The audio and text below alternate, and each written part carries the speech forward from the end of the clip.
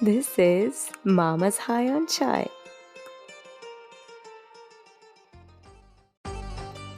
Hey Mamas, this is your host Simi with Mama's High on Chai, a podcast all about being a South Asian and being a mama.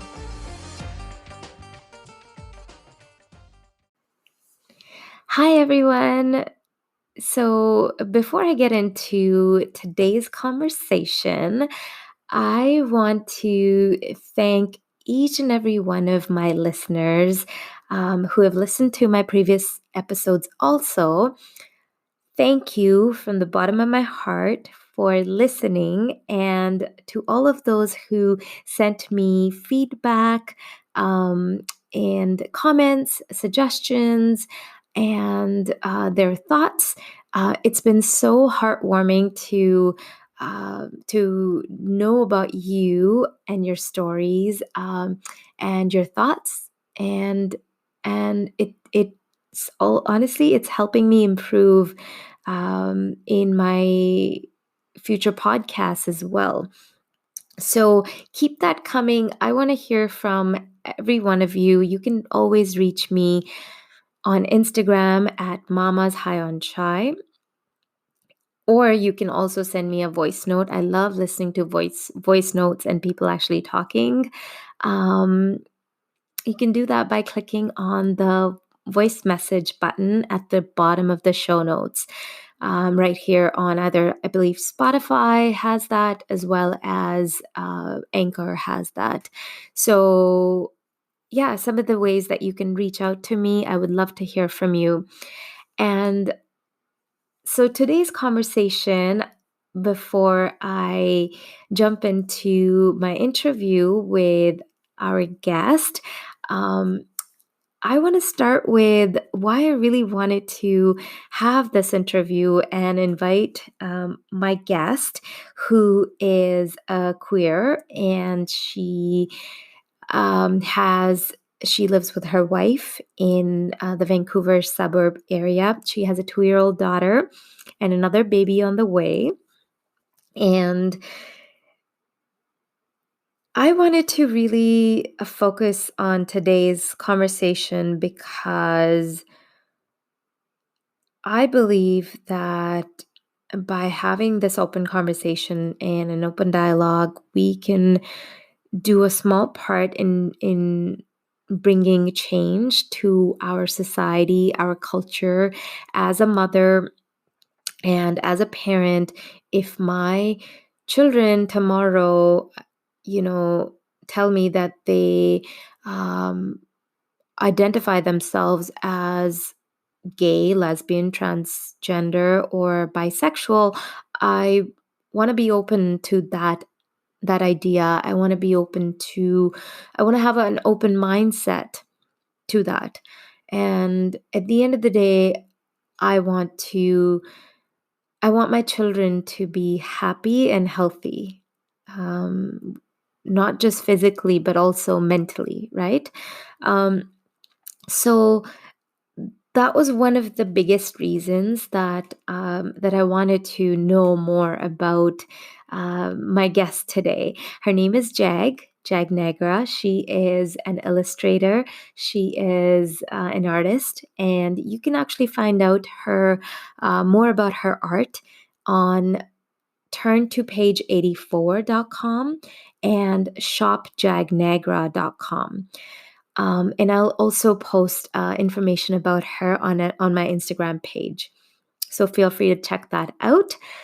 And I've never met a gay South Asian woman who is not only living her life so openly, but is also so proud of who she is as a person. So I'm waiting in my home studio to interview Jag, and I'm so excited to get to know more about her story and her life. And I'm curious to know a lot of things like her childhood, um, how her parents reacted when she came out, whether or not they accepted her, and her relationship with her partner. And my biggest question for her is whether or not homosexuality is more physiological or a choice.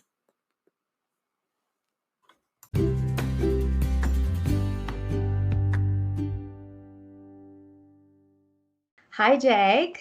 Hello.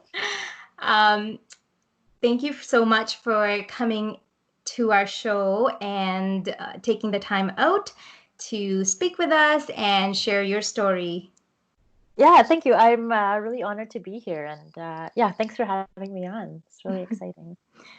So, Jag, I want to hear about your story. Can you start with telling us about what you do, a little bit about your family, your daily life? Sure. I'm an illustrator. I was a graphic designer since 2006, and I started to teach myself how to draw a couple years ago. So that's my full-time thing now. I'm also a creative director of Vancouver's Punjabi Market Regeneration Collective, which is a community initiative we're working on. And I live in the suburbs of Vancouver with my wife and our 2-year-old. She just turned 2 this weekend. And we're expecting a son at the end of August, actually. So we'll be adding to our family soon. And yeah, lately it's just like quarantine living. So we're not visiting anyone, just kind of staying home and keeping it pretty low key. That's great. Are you still working? A little bit. So after we had Jaya, our daughter, I switched to like stay-at-home mom. While my wife, she's a bus driver, so she was working and I was staying with Jaya. So just a little bit of freelance. It's not crazy right now, just because of what's going on in the world. But yeah. That's awesome. So, tell us a little bit about your childhood and your journey. And at what point was there event or a point in your life where you really identified yourself as a homosexual woman? Um, I had a fairly normal childhood. The one thing was I never dated boys. Like I wasn't, yeah, I had crushes and stuff in elementary school or high school, but not enough to want to date any guys. I think it was a very gradual process in even realizing, like, we didn't know any gay people growing up. Like, no one talked to us about it. Um, Mainstream media certainly didn't show any queer people. So I think the lack of knowledge was just very confusing, and like knowing I was different, but not knowing what made me different was, I guess, a struggle, right? So probably like towards the end of high school, I think I started figuring it out, and then I guess in my early 20s was when I really like realized like, okay, I'm gay. This explains why I've been attracted to women and not men. So yeah, I think it wasn't, it's not like I woke up one day and realized, like it was just Right. a lifelong journey kind of to understand what it meant. I'm curious about your parents and how whether or not they accepted your sexuality when you came out to them. Yeah, like I don't know if internally how long they struggled for, but I feel like they were pretty quick to come around to it and start the process of understanding what means to have a gay child, right? So yeah, like when I told my mom I was gay, I came out to her. I was in my mid-20s, and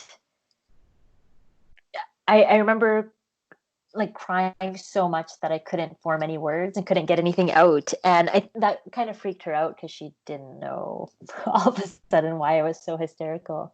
Yeah. And when I told her, she just hugged me tighter than I've ever been hugged before. Um, And she said to me that if anybody gave me a hard time, like out of our extended family or anything, if anyone said anything bad to me, she's like, don't invite them to my funeral. And Hmm. that kind of showed me that like she was on my side, and how much she kind of put me first ahead of what society thinks and everything. And then she ended up telling my dad, and yeah, it was like I feel like ever since then our relationship has grown, and it's like if you can come out to your parents, there's nothing else that needs to be kept secret from them. That's the biggest secret I was keeping from them for so many years, and after that Right. everything was easy to talk about. So, Right. Yeah. yeah. I Yeah. feel that once you accept yourself, who you are, and then your loved ones accept you Mhm. the way that you are, then anything else in the world doesn't matter. Exactly. And on that point, like when Jaya was born, and my parents called their relatives and family friends and stuff and told them that they were grandparents, Yeah. my mom said to me, like, if we're coming to somebody happily and celebrating the birth of our grandchild, they're going to feed off that, right? Yeah. Like they're also going to reciprocate the happiness. But she's like, if we had come to them asking them to find a doctor to convert you, or look, our kids are screwed up, like what's wrong with them, Yeah. they're gonna those other relatives and stuff, they would have had a negative connotation about it all too. So Right. I think my parents, they're doing a huge thing by advocating for Yeah. our family, and yeah, it's been so positive all around. So I'm really grateful.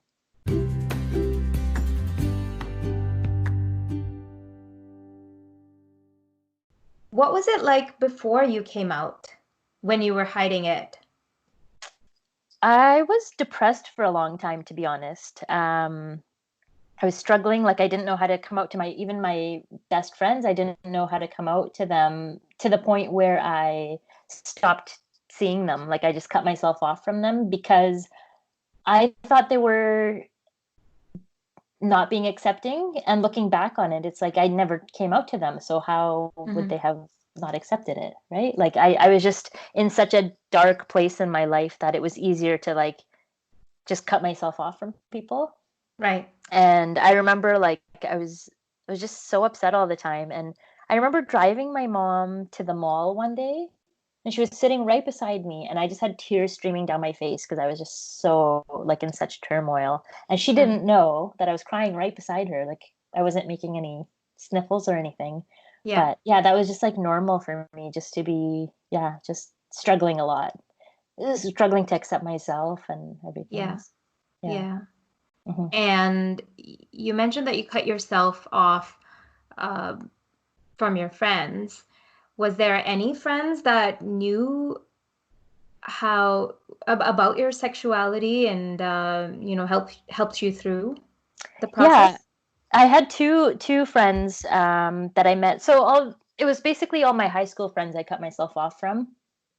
I've been back in touch with them now for a number of years, and they're like my closest friends. So I'm really grateful for that. So I had these two friends, and one of them had like I had come out to her and everything, and she had come up with this plan that okay, we'll find a gay man, we'll do a traditional Sikh wedding Yeah. just for show, and then you two can go and live your secret lives, open secret lives. Yeah. And yeah, those were conversations I was having with people, and obviously I didn't want to do that, and that wasn't on my radar of life goals, but Yeah. unfortunately, a lot of people do that, Yeah. and yeah, they're not living openly and authentically, and I think it's a shame. Yeah. Sometimes they feel that they don't have a choice, or sometimes they're forced. And other times they're just really scared of being discriminated, Yeah. being excluded from the society and their families. I think Mhm. family is the biggest thing. Yeah, yeah, No? exactly. If you don't have your family support, it's like, what are you going to ask anybody else in the world to support Yeah. you? Like, like, especially in our culture, we're just ingrained. Like, I grew up living with my aunts and uncles and grandmothers. Like, we had Yeah. so many people living with us, and that's what we're used to, right? Yeah. Yeah. And I mean, for a lot of people later in life, they find what's called a chosen family. when they're, Yeah. for example, not accepted by their biological families. They find Yeah. a chosen family of people who are accepting and who are Yeah. like-minded and similar. So, yeah, Yeah. family on some level means a lot to everybody, I think. Right. Right.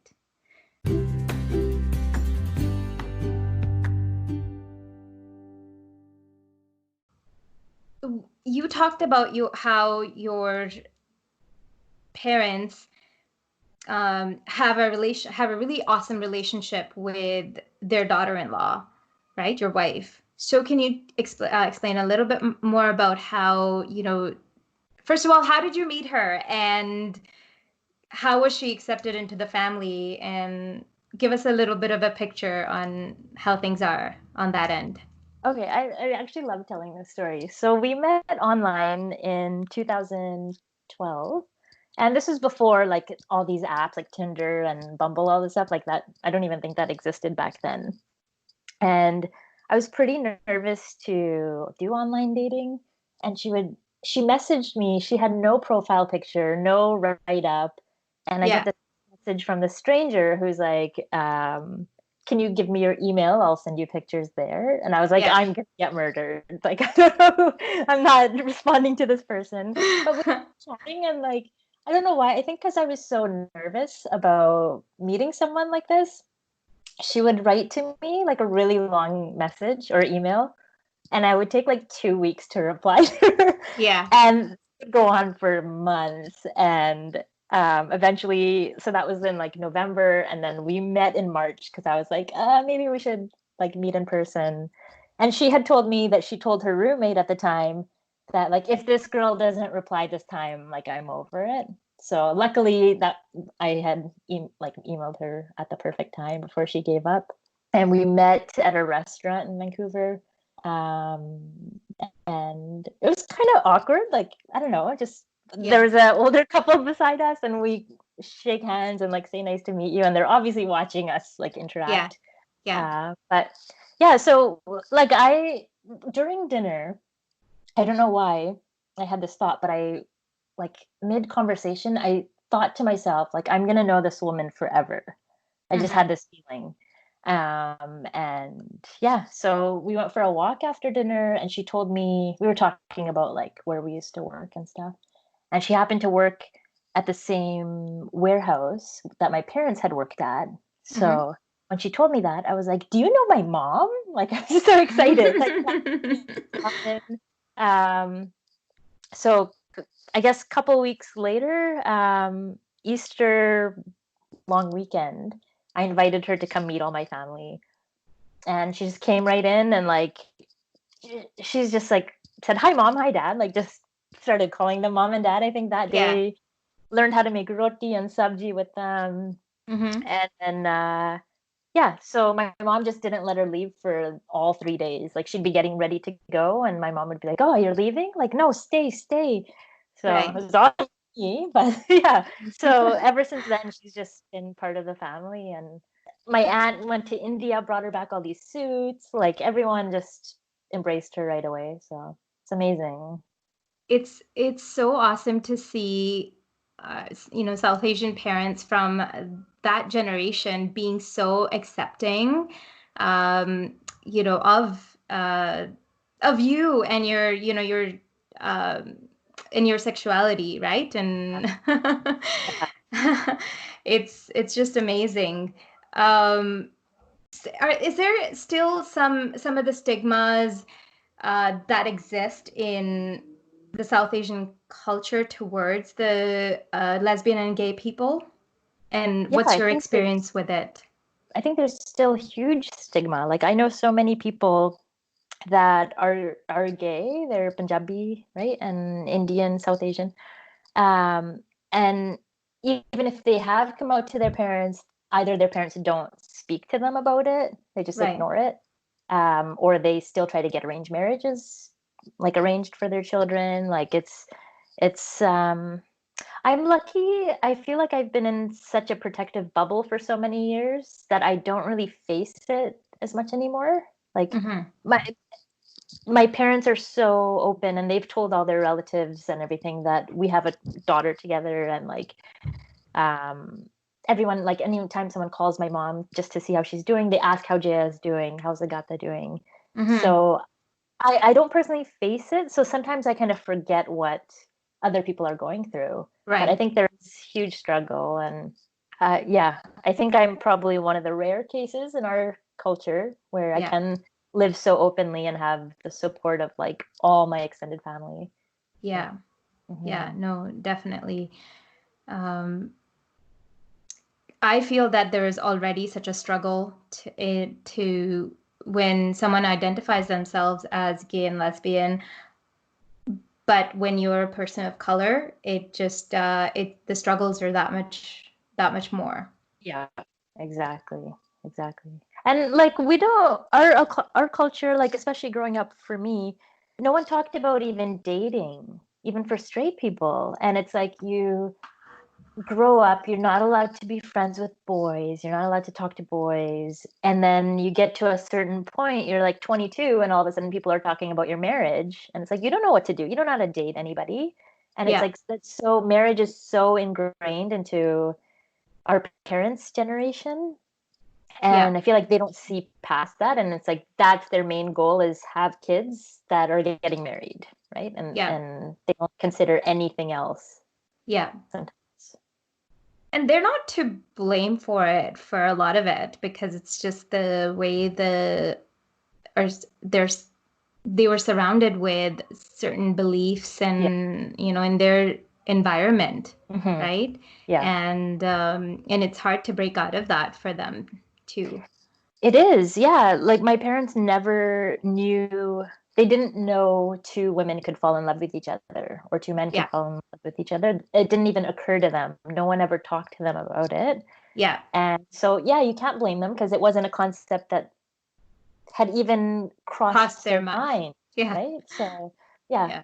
So hopefully, like that's a big part of what I do is I want to break down the stigmas around Yeah. that. Like I'm just a person, right? I'm not Yes. going out of my way and doing anything. I'm just like living a very boring life at home in the Right. suburbs. Like I'm not Yeah. doing anything offensive. So, and once people see that, I think that helps them realize nothing's wrong with me. They don't need to Right. fix me, send me to a doctor to make me straight or something. Right. Right.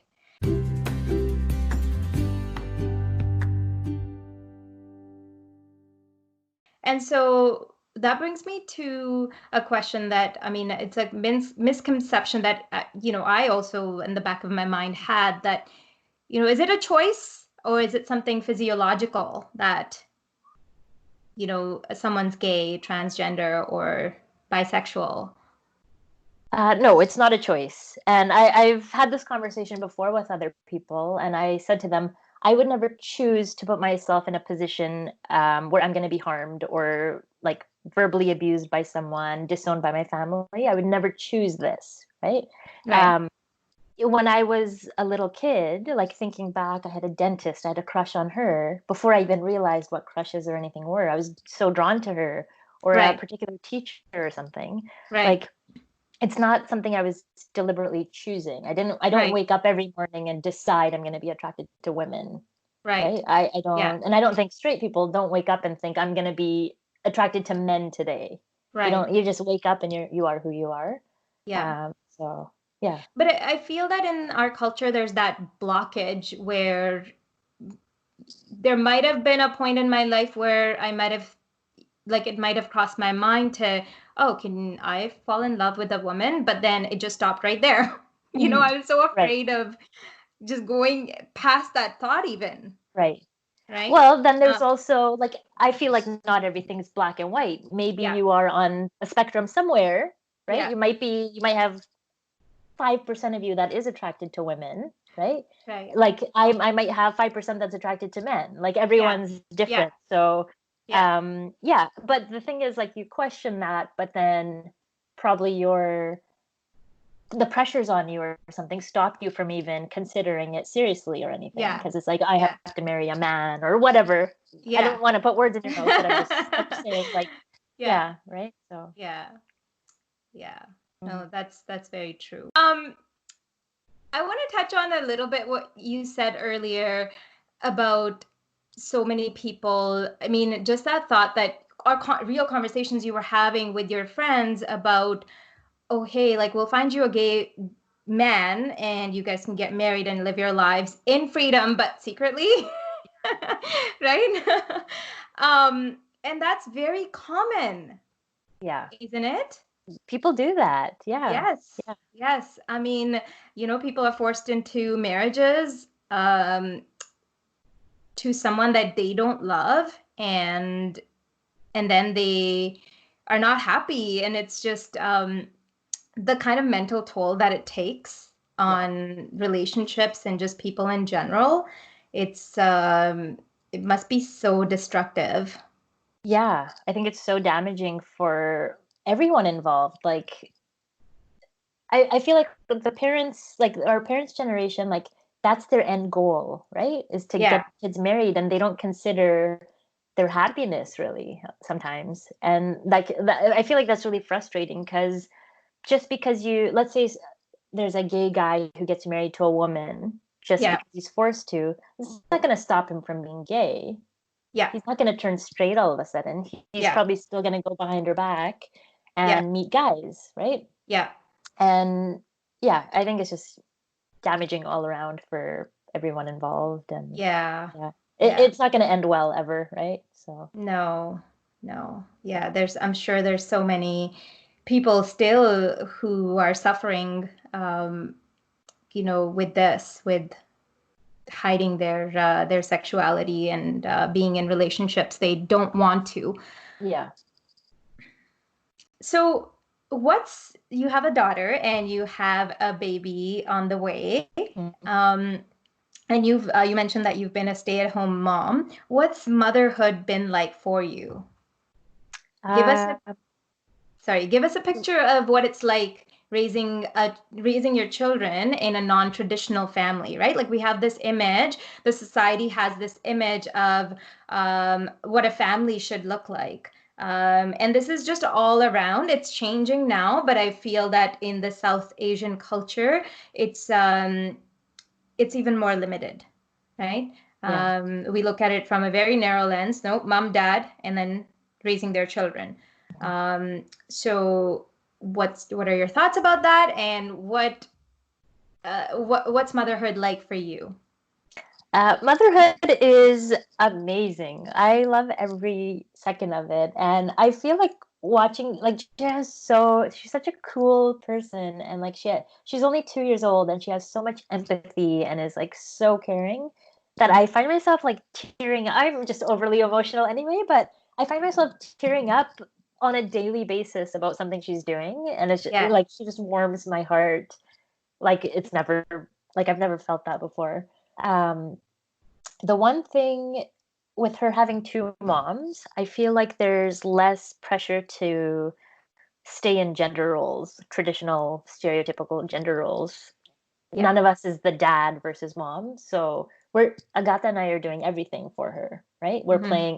We're parents. We're not mom and dad kind of thing. Yeah, Right. So I've when I look at other people raising their kids, I feel like a lot of the times it's the mom doing majority of the child raising. yeah, And yeah. I feel like with us it's more equal just because I don't know why that is, but we're just both very hands-on. And yeah, there's not those stereotypical roles that we feel we need to fit in, and something's not too girly for me or too manly for me to do, right? Like, it's just, Right. yeah, we're just surrounding her with love every day. I had before I met you, I'd never met a South Asian woman who's gay. Um, but I have a friend who I worked with. Her sister married another woman and had children with her. And so my friend used to tell me, or she told me once, that her her own kids, my friend's kids, would say, and the no, my cousins are so lucky that they have two moms, Oh, right? yeah. And so that's coming from a child's perspective, Yeah, right? that's very And yeah. and I feel that, as adults, we look at things, we sort of block our minds to just life in general. And kids, you can learn so much from kids and their, broad perspective on and how they view things. Yeah. Right. Yeah. And kids aren't taught to hate. Like we're not born hating or judging people. That's something that's taught to us. So Right. when they're young, they see something and oh, cool, that person has two moms. Lucky, right? Yeah. Like it's Yeah. not like they're not disgusted by it or offended by it or Yeah. whatever, right? Like, Yeah. and that actually used to worry me when we were pregnant. I was like what's it going to be like for her in school when she has two moms? But I feel like I've been hearing more and more that it's kids these days are so much more open and it's like Yeah. talked about. They're more educated than we were growing up. Mm-hmm. So I feel more hopeful that it's not a big deal anymore. Like families come in all kinds of ways, like single Yeah. moms, single dads, grandparents raising the kids, whatever it is. Yeah. So that worry has been alleviated. Taken Like, taken off. yeah.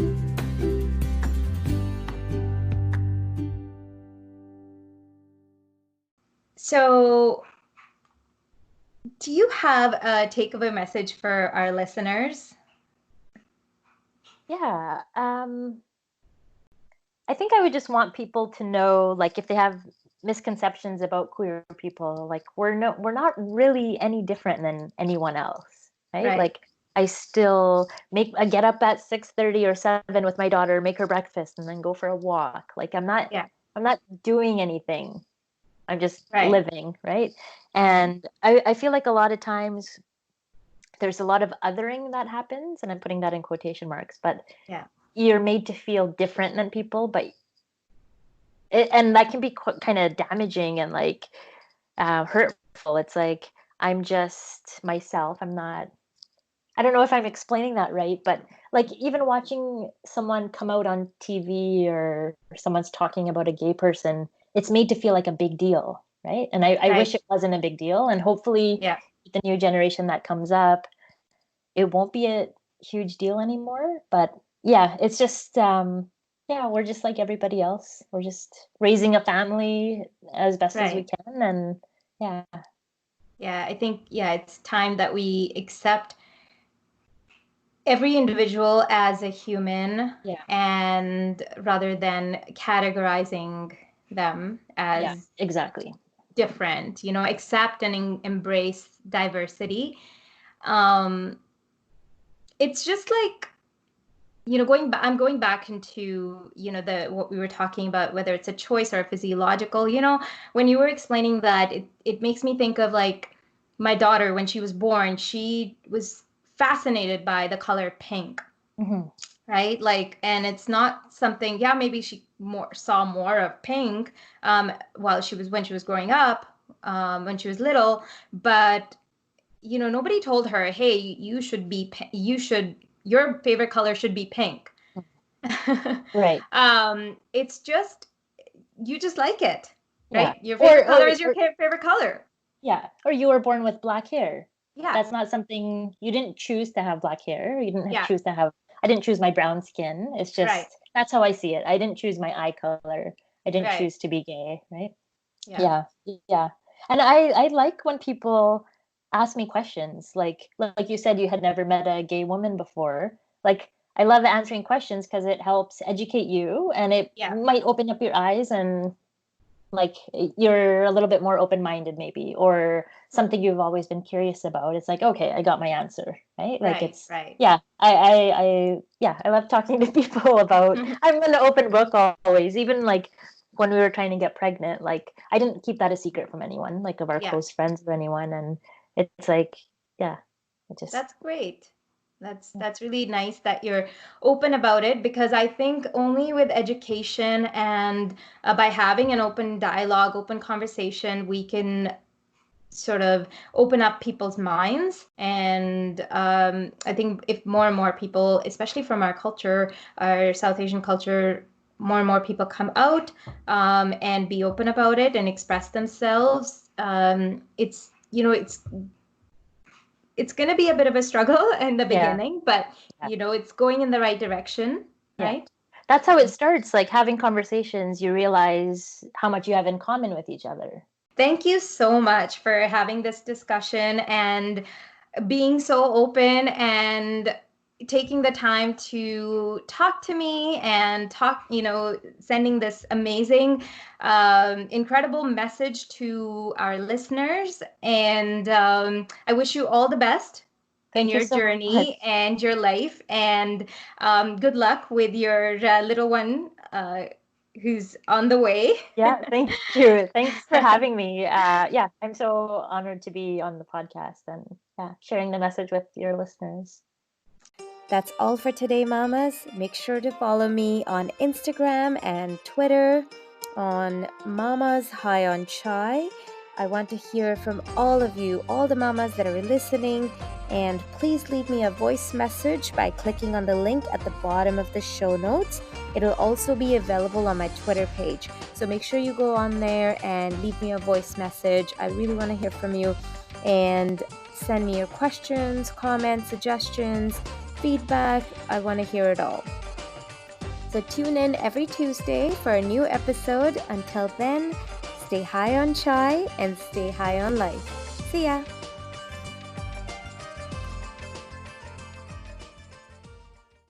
This is Mama's High on Chai.